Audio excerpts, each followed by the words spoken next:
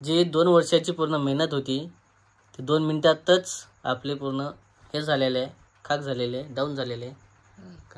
कारण ओमभाऊनं आपलं चॅनल बंद पाडलेलं आहे. आजपर्यंत चॅनल बंद पडलं नाही, आजपर्यंत व्हिडिओ कंटिन्यू देत आलो आपण.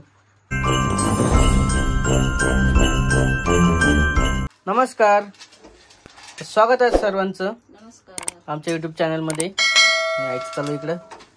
आता हे काय चालू आहे संध्याकाळचं? हे चिप्स भरले ना, कुरड्या भरल्या. तर असं त्या दिवशी जे आलू चिप्स भिजू घातलेले होते ते मस्तपैकी आलेलं आहे इकडं. पांढरे फटक दिसत आहे ना, छान आलेलं मस्त. आणि हे त्याच्या आधी जे पाल असेल कुरड्या केल्या, उपासाच्या कुरड्या म्हणतात, चकल्या असं आहे. इकडं पापड पण केलेले आहेत, घरचे पापड. पापड यंदा पाहिले नाही पण आपण बनवताना किंवा काही करताना व्हिडिओ मध्ये आलं नाही आपण केले आहे ना. आणि हे घरचं आहे. आणि त्या दिवशी राधिकाच्या माहेरून पण आलेलं आहे. जे आहे जवळपास काय म्हणतात ते उन्हाळ्याचं सामान जवळपास पूर्ण होत आलेलं आहे. कुरवड्या पण केल्या ना, हा तिकडून आलेला आहे. शेवड्या पापड भरपूर दिलेला आहे तिकडून पण. आणि काही घरचं पण असं झालेलं जवळपास. थोडंफार राहिलेलं आहे काही आयटम, तर ते होईलच. आणि इकडे राधिका काय करताय? उसळ आईला उपवासासाठी. हो का? अरे जेवायला पण काय केलेलं आहे आज? शेवभाजी,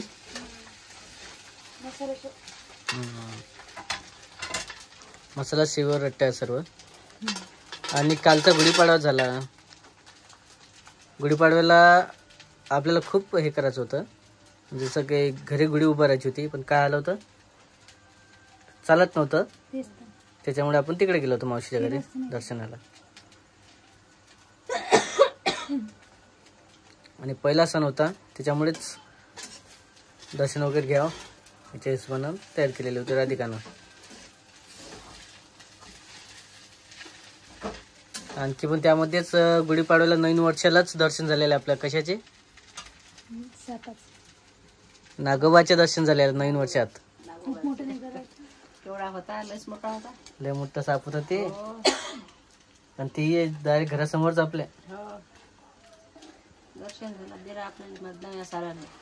नवीन साला दर्शन झालं सर. खूपच जवळच होतं सर्व, घरासमोरच आहे. आणखी पण भीती आहे की कधी घरात नाही येईल याच भेव आहे.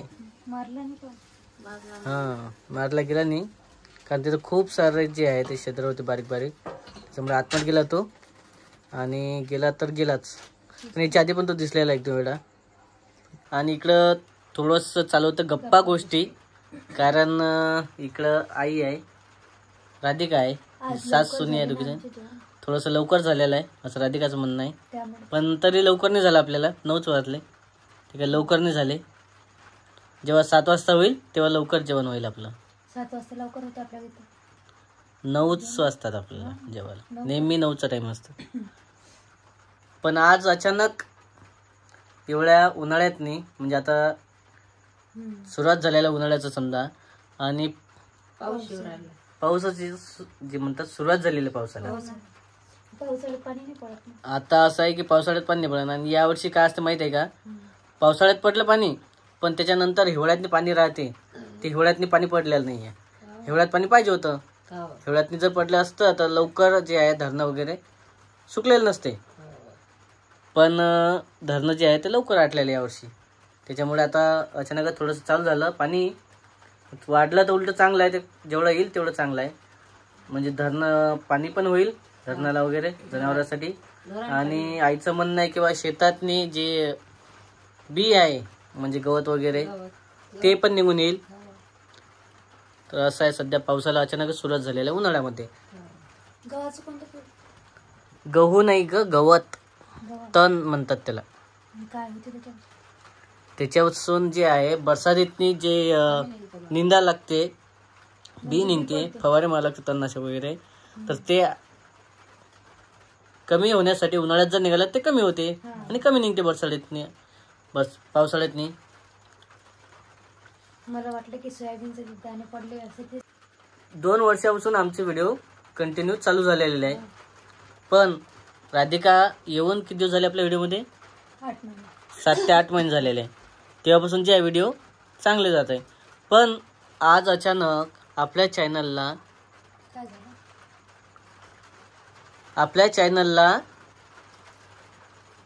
कॉपीराईट भेटलेला आहे. कॉपीराईट म्हणजे आपलं चॅनल मॉनिटायझेशन जे आहे ते बंद हे केलेलं आहे. कॉपीराईट दिलेलं आहे मॉनिटायझेशनला. म्हणजे असं आजपर्यंत घडलेलं नाही ना. कसं काय झालं? आपलं जे अर्निंग आहे पूर्ण थांबलेले आहे. म्हणजे आता पैसे बंद झालेले आहे. हो मग कसं काय? आता पण तर असं झालं नाही. आताच कसं काय? कसं काय झालं बा? आपल्या व्हिडिओला ओम भाऊनं कॉपीराईट दिलेलं आहे. काय कसं? हे चांगलं आहे का? नाही तुला काय वाटते? नाही मला काय नाही द्यायचं होतं. अरे पण आपण एवढं काय करतो त्यासाठी आणि काय झालं? तेच तर आता कंटिन्यू चालू होते ना आपले व्हिडिओ कंटिन्यू चालू होते आणि चालू कसं काय बंद झालं? आता कॉपीराईट कधी देऊ शकते तो? त्याच्या हातात नाही असते ना आपलं चॅनल. हो का? मग पाहते तो हे करते. एकामेकाला कोणी कोणाला कॉपीराईट देऊ शकते. त्याचं जर चॅनल आपण वापरलं, थंबनेल वापरलं, त्याच्या व्हिडिओमध्ये जर काही केलं आपण, म्हणजे दुसऱ्याचे जसे व्हिडिओ घेतात एकामेकाचे तसे व्हिडिओ जर घेतले तर आपलं चॅनल जे आहे ते मॉनिटायझेशन बंद होते. पण स्ट्राईक भेटते आपल्या चॅनलला. स्ट्राईक भेटला तर पैसे थांबून जातात. पण या ओम भाऊनं चांगलं नाही केलं किंवा ऍक्च्युअली काय होतं, आजपर्यंत आपण व्हिडिओ करत होतो, कंटिन्यू करत होतो. कधी थंबनेल वापरत होतो, कधी तिकडचे व्हिडिओ बनवत होतो, कधी इकडचे व्हिडिओ बनवत होतो, कधी मनीषा वहिनीचे व्हिडिओ, संतोष त्याचे पण व्हिडिओ बनवत होतो. पण आजपर्यंत असं काही झालं का? नाही. मग द्यायला नव्हतं पाहिजे त्यांनी. असं का बरं केलं? तुला काय वाटते? योग्य केलं का? नाही. आई तू सांग आता. मला तर काय समजते पप्पा त्याच्यातलं. मला अरे काय पण ते समजत नाही. तू म्हणायला पाहिजे सर्वांना हो ना पण की माझा भाषा असून तर करावंच लागत तसं. तेच तर बरोबर नाही करणार.